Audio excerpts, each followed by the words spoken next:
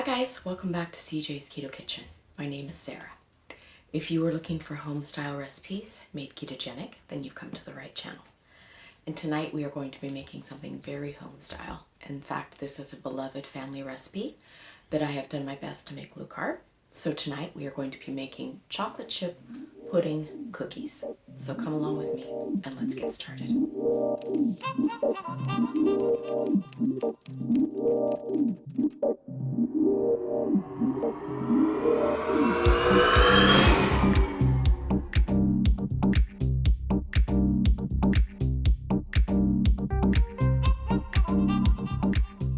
So my sister has been making these cookies for almost 20 years now, and they are my children's very favorite cookie. But I wanted to do my best to try and make them in a more low-carb fashion and still keep all of the ingredients. So they are a little bit different because of course they are a low-carb cookie, not a regular cookie. But I made a prototype for CJ and he was quite pleased with them, and hopefully you and your family will be as well. Let me show you what you're going to need. So to begin, the first thing that you are going to want to do is to preheat your oven. You need 375 degrees. You're going to need a hand mixer and a medium to large size bowl.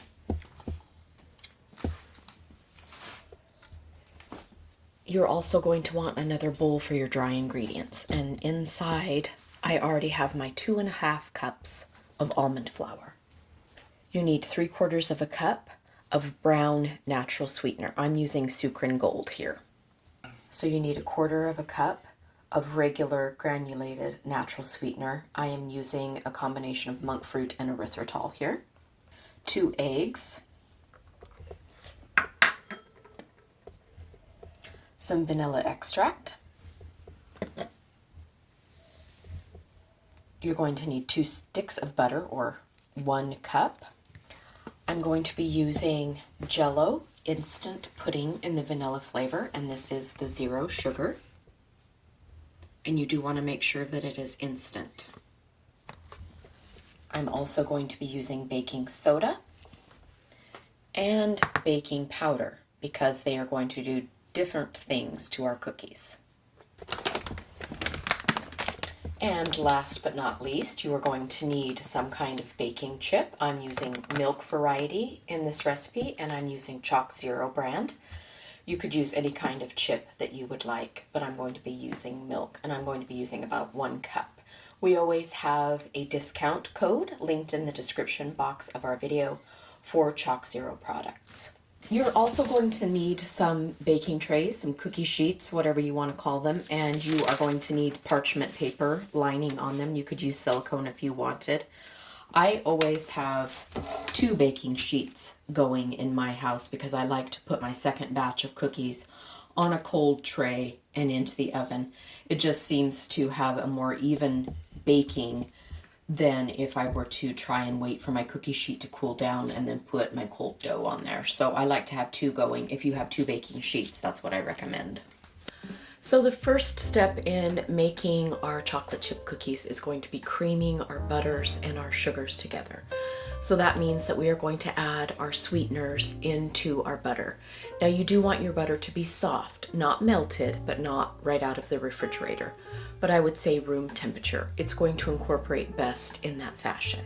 So I'm going to go ahead and put both the white and the brown natural sweeteners in there. And with my hand mixer, I'm just going to go ahead and start combining those or creaming those together.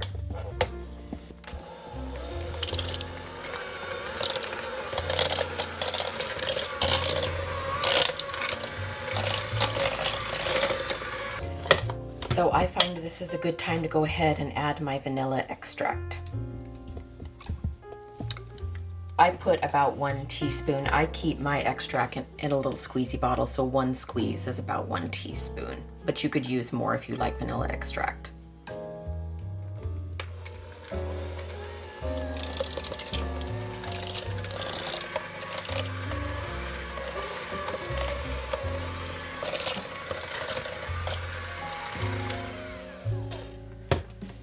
Okay, you can see that our butter and our sugars have incorporated very well. It's nice and fluffy and creamy.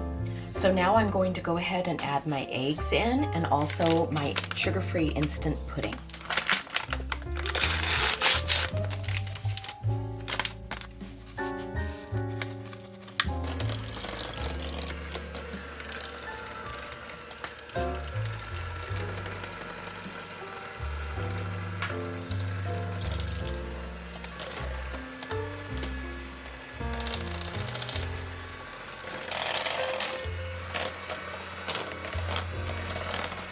All right, so all of our wet ingredients have been very well combined. Okay, now we are going to go ahead and prepare our dry ingredients in the separate bowl.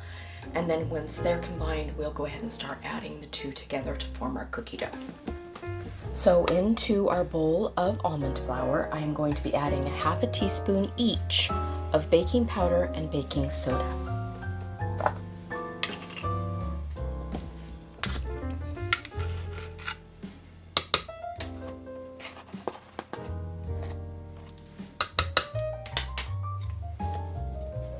Okay, and then I'm just using my fork and I am fluffing everything. You could use some kind of sifter if you would like,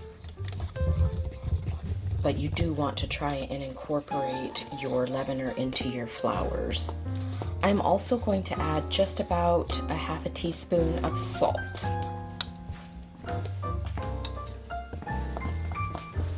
I like to add a little bit of salt in my baking, even though I'm using salted butter, just because I feel like it brings out the flavor of the sweetness a little more.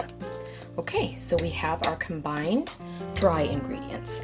Now I'm going to put a little bit of my dry ingredients into my wet, about half of this, mix it with my hand mixer, and then put the other half in.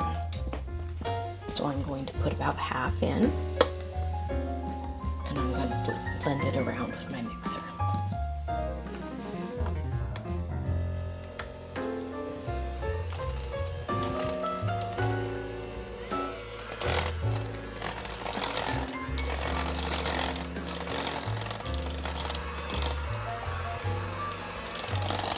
Now the other half.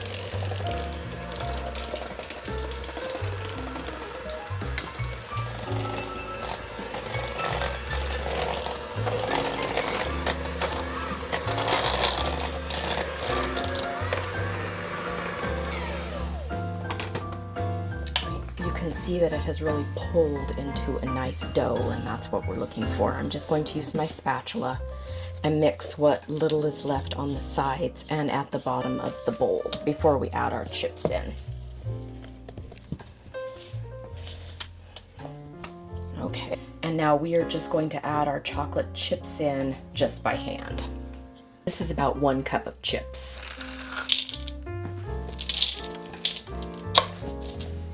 And I'm just going to blend those in by hand and try and get it as even as I can. Whoops, one jumped out of the bowl.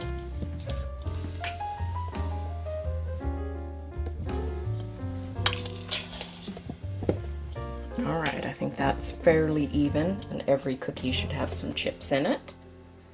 All right, so I am going to get my cookie baller, and we can start baking. So I'm going to go ahead and start balling out my cookie dough. I like to use a cookie baller just because it's a nice standard size, and then your cookies are generally the same size. This makes quite a few cookies, close to 2 dozen, using this size.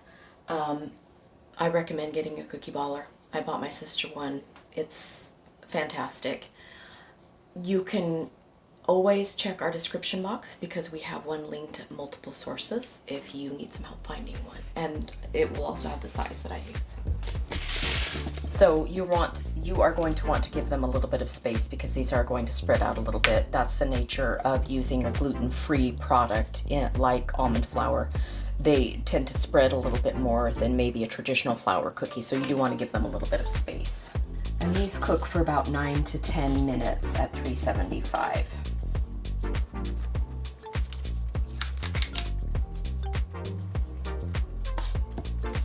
And you don't want them to be overcooked. You do want them to remain a nice soft cookie. So even if it seems like they're not done, they only need 9 or 10 minutes. That's been my experience anyway. So this was true of the non-keto version also, the cookies that my sister's been making for 20 years. That was something that she expressed to me several times. Don't overbake them.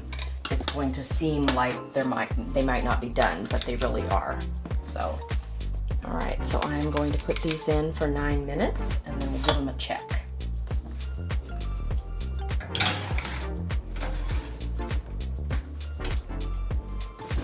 Okay, they're ready to come out.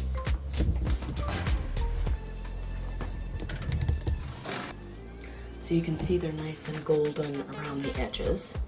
They still look soft in the center, and that's just what you want. And I'm gonna put another batch in. And as soon as they cool down, we'll let CJ have a taste. So here are the famous low-carb chocolate chip pudding cookies. And CJ is going to be our taste tester, AKA the Cookie Monster. All right, let's see how they taste. Okay.